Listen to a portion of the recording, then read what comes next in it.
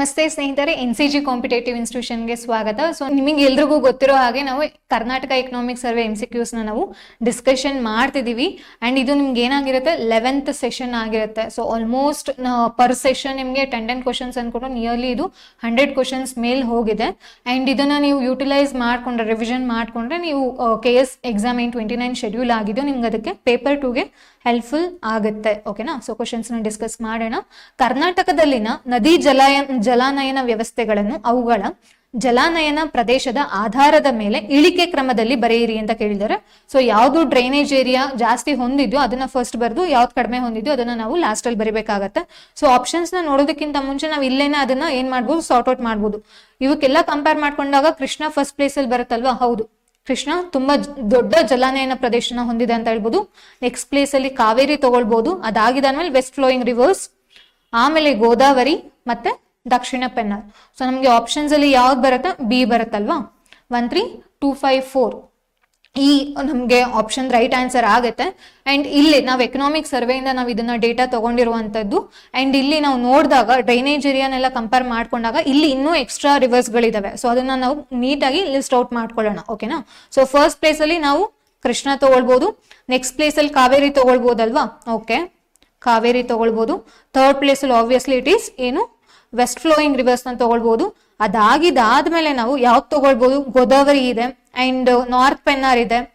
Next south Pennar ನಾವು last ಅಲ್ಲಿ ತಗೊಂಡಿದ್ದು. ನಾರ್ತ್ ಪೆನ್ನಾರ್ ತಗೊಳ್ಬಹುದು. ಯಾಕಂತ ಅಂದ್ರೆ ಗೋದಾವರಿಗಿಂತ ನಾರ್ತ್ ಪೆನ್ನಾರು ಜಾಸ್ತಿ ಡ್ರೈನೇಜ್ ಏರಿಯಾನ ಹೊಂದಿದೆ. So it is in 4th place ತಗೊಳ್ಬಹುದು. ಅದಾಗಿದಾದ್ಮೇಲೆ ಗೋದಾವರಿ, ಹೌದಲ್ವಾ? 5ನೇ ಪ್ಲೇಸಿಗೆ ತಗೊಳ್ಬಹುದು.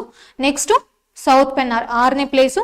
ಅದಾಗಿದಾದ್ಮೇಲೆ ಪಾಲಾರ್ ತುಂಬಾ ಕಡಿಮೆ ಡ್ರೈನೇಜ್ ಏರಿಯಾನ ಹೊಂದಿದೆ, ಹೌದಲ್ವಾ? ಸೊ ಈ ತರ ನಾವು ಲಿಸ್ಟ್ ಔಟ್ ನ ಮಾಡ್ಕೊಳ್ಬಹುದು. ನೆಕ್ಸ್ಟ್ ಕ್ವಶನ್ ನೋಡೋಣ.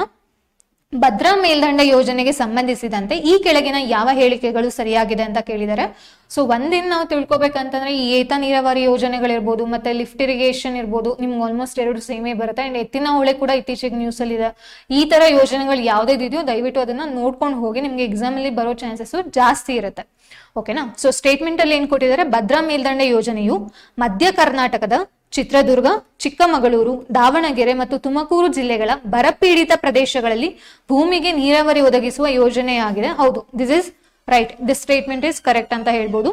ಇದು ಚಿತ್ರದುರ್ಗ, ಚಿಕ್ಕಮಗಳೂರು, ದಾವಣಗೆರೆ ಮತ್ತು ತುಮಕೂರು ಜಿಲ್ಲೆಗಳಲ್ಲಿ 367 ಟ್ಯಾಂಕ್ಗಳನ್ನು ಅವುಗಳ 50% ಸಾಮರ್ಥ್ಯಕ್ಕೆ ತುಂಬಿಸುತ್ತದೆ ಅಂತ ಹೇಳಿದರೆ ಇದು ಕೂಡ ಏನಾಗಿದೆ? ರೈಟ್ ಆನ್ಸರ್ ಆಗಿದೆ. ಮೊದಲ ಹಂತದಲ್ಲಿ ಯೋಜನೆಯು ತರೀಕೆರೆ ಲಿಫ್ಟ್ ಯೋಜನೆ, ತರೀಕೆರೆ ನೀರಾವರಿ ಯೋಜನೆ ಅಂತ ತಗೊಳ್ಬಹುದು. ಚಿತ್ರದುರ್ಗ ಶಾಖಾ ಕಾಲುವೆ, ತುಮಕೂರು ಶಾಖಾ ಕಾಲುವೆ ವಿವಿಧ ಹಂತಗಳಲ್ಲಿ ಪ್ರಗತಿಯಲ್ಲಿದೆ ಅಂತ ಇದೆ. ಇದು ಏನಾಗಿದೆ ಅಂತ ಅಂದ್ರೆ, ಇದು ಸ್ಟೇಟ್ಮೆಂಟ್ ಸರಿ ಇದೆ, ಬಟ್ ಏನಾಗ್ಬೇಕಿತ್ತು ಅಂತಂದ್ರೆ 2ನೇ ಹಂತ ಆಗ್ಬೇಕಿತ್ತು. ಓಕೆನಾ? 2ನೇ ಹಂತ ಆಗಿತ್ತು ಅಂದ್ರೆ ಸರಿ ಇರ್ತಿತ್ತು. ಮೊದಲನೇ ಹಂತದಲ್ಲಿ ನಾವ್ ಏನ್ ಮಾಡ್ತೀವಿ, ತುಂಗಾಯಿಂದ ನಾವು ನೀರು ತಗೊಳ್ತಿರೋದ್ರಿಂದ ಈ ಸ್ಟೇಟ್ಮೆಂಟು ರಾಂಗ್ ಆಗುತ್ತೆ. ಓಕೆನಾ? ಸೊ ಇಲ್ಲಿ ಬರೀ ಈ 2 ಸ್ಟೇಟ್ಮೆಂಟ್ ಮಾತ್ರ ಸರಿ ಇದೆ. ಸೊ ಆದ್ರಿಂದ ಆಪ್ಷನ್ ಎ 1 ಮತ್ತೆ 2 ನಮ್ಗಿಲ್ಲಿ ಸರಿ ಆಗುತ್ತೆ. ಪಶ್ಚಿಮ ವಾಹಿನಿ ಯೋಜನೆಗಳಿಗೆ ಸಂಬಂಧಿಸಿದಂತೆ ಈ ಕೆಳಗಿನ ಯಾವ ಹೇಳಿಕೆಗಳು ಸರಿಯಾಗಿವೆ ಅಂತ ಕೇಳಿದರೆ, ಈ ಯೋಜನೆಯ ಅಡಿಯಲ್ಲಿ ವೆಂಟೆಡ್ ಅಣೆಕಟ್ಟುಗಳನ್ನು ನಿರ್ಮಿಸಲಾಗಿದೆ ಅಂತ ಹೇಳಿದರೆ ಹೌದು, ಈ ಸ್ಟೇಟ್ಮೆಂಟ್ ಕೂಡ ಏನಾಗಿದೆ? ಸರಿ ಇದೆ. ಈ ಯೋಜನೆಯು ಕರಾವಳಿ ಜಿಲ್ಲೆಗಳ ಪಶ್ಚಿಮಕ್ಕೆ ಹರಿಯುವ ನದಿಗಳಲ್ಲಿ ಹರಿಯುವ ನೀರನ್ನು ಸಂರಕ್ಷಿಸಲು ಮತ್ತು ಸಂಗ್ರಹಿಸುವ ಗುರಿಯನ್ನು ಹೊಂದಿದೆ ಅಂತ ಇದೆ. ಒಂದು ಏನ್ ಮಾಡುವುದು? ಸಂರಕ್ಷಣೆ ಮಾಡುವುದು, ಇನ್ನೊಂದು ಸಂಗ್ರಹಣೆ ಮಾಡುವಂಥದ್ದು, ಹೌದಲ್ವಾ? ಕನ್ಸರ್ವ್ ಮಾಡೋದು, ಅದ್ರ ಜೊತೆಗೆ ಸ್ಟೋರ್ ಮಾಡೋ ಗುರಿಯನ್ನ ಇದು ಹೊಂದಿದೆ ಅಂತ ಹೇಳ್ತಿದ್ದಾರೆ. ಈ ಸ್ಟೇಟ್ಮೆಂಟ್ ಕೂಡ ಏನಾಗಿದೆ? ಸರಿ ಇದೆ. ಓಕೆನಾ? ಪಶ್ಚಿಮ ವಾಹಿನಿ ಅಂತಂದ್ರೆ ನೀವು ಗೆಸ್ ಮಾಡ್ಬೋದು, ನಮ್ ಕೋಸ್ಟಲ್ ಯಾವ ಕಡೆ ಬರುತ್ತೆ? ವೆಸ್ಟ್ ಸೈಡ್ ಅಲ್ವಾ ಬರೋದು. ಸೊ ಇಲ್ಲಿ ಏನಾಗಿದೆ? 2 ಸ್ಟೇಟ್ಮೆಂಟ್ ಕೂಡ ಇಲ್ಲಿ ಸರಿಯಾಗಿದೆ. ಕೆಳಗಿನವುಗಳಿಂದ ಸರಿಯಾದ ಹೇಳಿಕೆಗಳನ್ನು ಆರಿಸಿ ಅಂತ ಕೇಳಿದರೆ, ಕರ್ನಾಟಕ ಸರ್ಕಾರವು 11/3/2016 ಪ್ಲಾಸ್ಟಿಕ್ ನಿಷೇಧ ಅಧಿಸೂಚನೆಯನ್ನು ಹೊರಡಿಸಿದೆ ಅಂತ ಹೇಳಿದರೆ ಈ ಸ್ಟೇಟ್ಮೆಂಟು ಸರಿ ಇದೆ. ಅಂಡ್ ಡೇಟ್ ಕೂಡ ನಿಮ್ಗೆ ಸರಿ ಇದೆ. ಭಾರತ ಸರ್ಕಾರವು 2020ರಲ್ಲಿ ಏಕ ಬಳಕೆಯ ಪ್ಲಾಸ್ಟಿಕ್ ಅನ್ನು ನಿಷೇಧಿಸುವ ಅಧಿಸೂಚನೆಯನ್ನು ಹೊರಡಿಸಿದೆ ಅಂತ ಹೇಳಿದೆ. ಬಟ್ ಇಲ್ಲಿ ಏನಾಗಿದೆ? ಇಯರ್ ತಪ್ಪಾಗಿದೆ. ಸೊ ಆದ್ರಿಂದ ಏನಾಗುತ್ತೆ? ನಿಮ್ಗೆ ಆಪ್ಷನ್ ಎ 1 ಮಾತ್ರ ಸರಿ ಇದೆ. ಸೊ ಹಾಗಾದ್ರೆ ಭಾರತ ಸರ್ಕಾರ ಯಾವಾಗ ಪ್ಲಾಸ್ಟಿಕ್ ನಿಷೇಧ ಮಾಡ್ತಪ್ಪ ಅಂತ ಅಂದ್ರೆ, ಅದು ನೋಟಿಫಿಕೇಶನ್ ಮಾಡಿದ್ದು August 12, 2021 ಅಲ್ಲಿ. ಬಟ್ ಅದು ಇಂಪ್ಲಿಮೆಂಟ್ ಆಗಿದ್ದು ನಿಮ್ಗೆ July 1, 2022. ಅದು ಎಫೆಕ್ಟ್ ಜಾರಿಗೆ ಯಾವಾಗ ಬಂತು ಅಂದ್ರೆ ಅದು ಈ ಡೇಟ್ ತಗೊಳ್ಬೇಕಾಗತ್ತೆ. ಅಂಡ್ ಅದನ್ನ ನೋಟಿಫಿಕೇಶನ್ ಯಾವಾಗ ಮಾಡಿದ್ರು ಅಂತಂದ್ರೆ ನೀವು ಈ ಡೇಟ್ ನ ತಗೊಳ್ಬೇಕಾಗತ್ತೆ. ರಾಜ್ಯದಲ್ಲಿ ಫುಡ್ ಪಾರ್ಕ್ಗಳ ಅನುಷ್ಠಾನಕ್ಕಾಗಿ ಯಾವುದು ನೋಡಲ್ ಏಜೆನ್ಸಿಯಾಗಿ ನಾಮನಿರ್ದೇಶನಗೊಂಡಿದೆ ಅಂತ ಹೇಳಿದರೆ, ನಿಮಗೆ ನೋಡಲ್ ಏಜೆನ್ಸಿ, ನೀವು KSC ಪ್ರಿಪೇರ್ ಆಗ್ತಿದ್ದೀರಾ ಅಂತಾನೆ ನಿಮಗೆ ನೋಡಲ್ ಏಜೆನ್ಸಿ ಮೀನಿಂಗ್ ಗೊತ್ತಿರುತ್ತೆ ಅಂತ ಅನ್ಕೊಳ್ತೀನಿ. ಸೊ ಇದರಲ್ಲಿ ಯಾವ್ದಪ್ಪ ಅಂತ ಅಂದ್ರೆ ನೋಡಲ್ ಏಜೆನ್ಸಿ ಆಹಾರ ಕರ್ನಾಟಕ ನಿಯಮಿತ. ಏನು ಫುಡ್ ಪಾರ್ಕ್ಸ್ ಅಂತ ಅಂದ್ರೆ ಏನ್ದಕ್ ಬೇಕು ನಮ್ಗೆ ಫುಡ್ ಪಾರ್ಕ್ಸ್, ಅಂಡ್ ಇದನ್ನ ಕಂಟ್ರೋಲ್ ಮಾಡ್ತಿರೋದು ಯಾರು, ಅಡ್ಮಿನಿಸ್ಟ್ರೇಟಿವ್ ಕಂಟ್ರೋಲ್ ಯಾರು ಮಾಡ್ತಿದ್ದಾರೆ ಅಂತ ಅಂದ್ರೆ Karnataka state agricultural produce processing and export. ಓಕೆನಾ, processing and export corporation limited, KAPPEC, ಇವರು ಅದನ್ನ ಅಡ್ಮಿನಿಸ್ಟ್ರೇಟಿವ್ ಮಾಡಿದ್ರು. ಅಡ್ಮಿನಿಸ್ಟ್ರೇಟಿವ್ ಕಂಟ್ರೋಲ್ ತಗೊಳ್ತಿರೋದು ಯಾರು, ಇದು.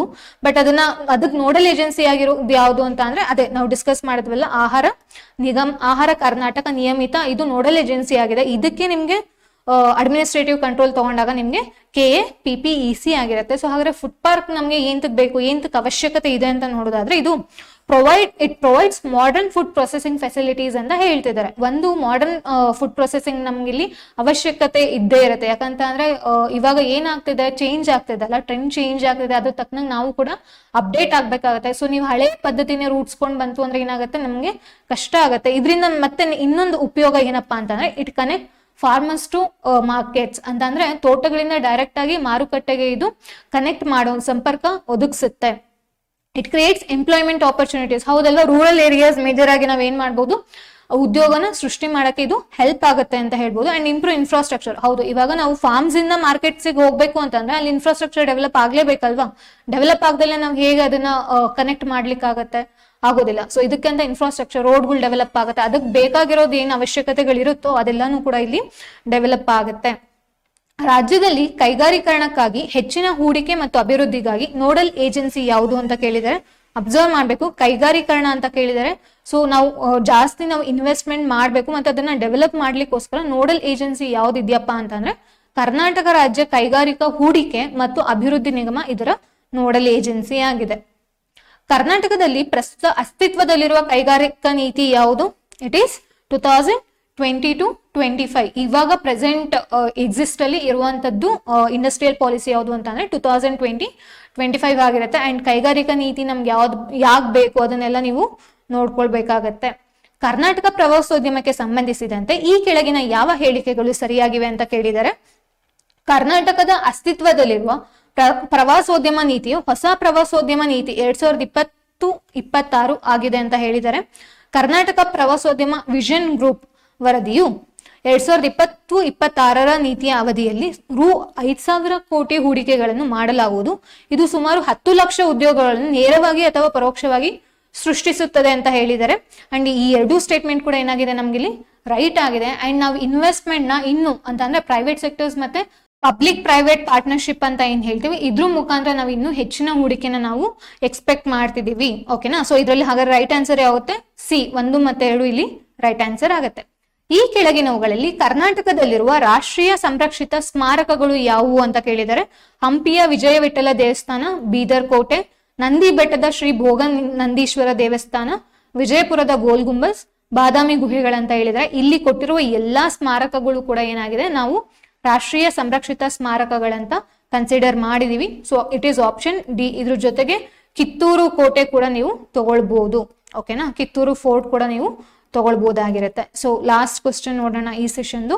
ಯುವ ನಿಧಿ ಯೋಜನೆಗೆ ಸಂಬಂಧಿಸಿದಂತೆ ಈ ಕೆಳಗಿನ ಯಾವ ಹೇಳಿಕೆಗಳು ಸರಿಯಾಗಿದೆ ಅಂತ ಕೇಳಿದರೆ, ಈ ಯೋಜನೆಯಡಿ 2023ರಲ್ಲಿ ಪದವಿ ಡಿಪ್ಲೊಮಾ ಮುಗಿಸಿ 180 ದಿನಗಳ ನಂತರವೂ, 180 ದಿನಗಳ ಅಂತ ಅಂದ್ರೆ ಏನು, 3 ತಿಂಗಳು, ಹೌದಲ್ವಾ, ಕೆಲಸ ಸಿಗದವರಿಗೆ ಅನುಕ್ರಮವಾಗಿ ಪದವೀಧರರು ಮತ್ತು ಡಿಪ್ಲೊಮಾ ಹೊಂದಿರುವವರಿಗೆ 3,000 ಮತ್ತು 1,500 ನಿರುದ್ಯೋಗ ಭತ್ಯೆ ನೀಡಲಾಗುತ್ತದೆ ಅಂತ ಇದೆ. ಅಂತ ಅಂದ್ರೆ ಪದವೀಧರರಿಗೆ ಎಷ್ಟು, 3,000 ರೂಪಾಯಿ, ಡಿಪ್ಲೊಮಾ ಹೋಲ್ಡರ್ಸ್ಗೆ 1,500 ರೂಪೀಸ್ ಕೊಡ್ತಿದ್ದಾರೆ ನಿರುದ್ಯೋಗ ಭತ್ಯೆ ಅಂತ. ಈ ಭತ್ಯೆಯು 2 ವರ್ಷಗಳ ಅವಧಿಗೆ ಅಥವಾ ಅವರು ಉದ್ಯೋಗ ಪಡೆಯುವವರೆಗೂ ಕೂಡ ಏನಾಗುತ್ತೆ, ಇದು ಕಂಟಿನ್ಯೂ ಆಗತ್ತೆ. ಒಂದೂವರೆಗೆ ಜಾಬ್ ಸಿಗ್ಬೇಕು ಬೇಗ 2 ವರ್ಷದೊಳಗಡೆ, ಇಲ್ಲ 2 ವರ್ಷದವರೆಗೂ ಅದು ಕಂಟಿನ್ಯೂ ಆಗತ್ತೆ. ಸೊ ಇದಿಷ್ಟು ಕೂಡ ಯುವ ನಿಧಿ ಯೋಜನೆಗೆ ಸಂಬಂಧಿಸಿರುವಂತಹ ಹೇಳಿಕೆಗಳಾಗಿದೆ. ಅಂಡ್ ಇದರಲ್ಲಿ 2 ಸ್ಟೇಟ್ಮೆಂಟ್ ಕೂಡ ಏನಾಗಿದೆ ಸರಿ ಇದೆ. ಸೊ ಅದರಿಂದ ಆಪ್ಷನ್ ಏನಾಗುತ್ತೆ, ಸಿ ಆಗುತ್ತೆ. ಅಂಡ್ ಇದಕ್ಕೆ ಸಂಬಂಧಪಟ್ಟಂತೆ ಇನ್ನೊಂದಷ್ಟು ಇನ್ಫಾರ್ಮೇಶನ್ ನಾವು ತಿಳ್ಕೊಳ್ಳೋಣ.